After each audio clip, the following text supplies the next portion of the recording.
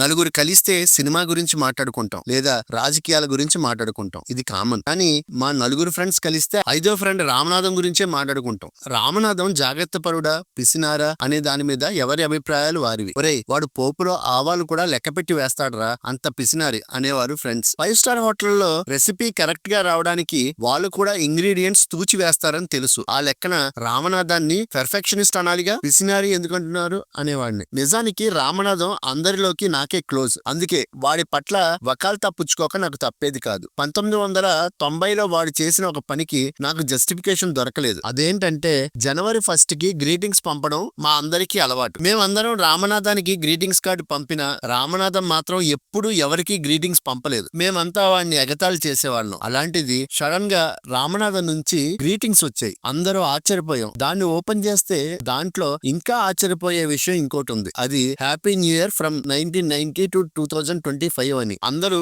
రామనాథం పిసినారితనాన్ని మరోసారి హేళన చేశారు. ఇన్ని సంవత్సరాలకి కలిపి ఒకే గ్రీటింగ్ కార్డు పంపాడ్రా అని. నాకు అది ఆశ్చర్యంగా అనిపించిన తర్వాత ఒక లాజిక్ దొరికింది. గ్రీటింగ్ కార్డులు భవిష్యత్తులో అంతరించిపోతున్నాయని రామనాథానికి ముందే తెలుసేమో. దూరదృష్టితో ఇన్ని సంవత్సరాలకి ముందే గ్రీటింగ్స్ పంపాడేమో. ఏమో నిజమేనేమో. కానీ అప్పుడు మాత్రం రామనాథాన్ని చూసి తెగ నవ్వుకున్నాం మేము.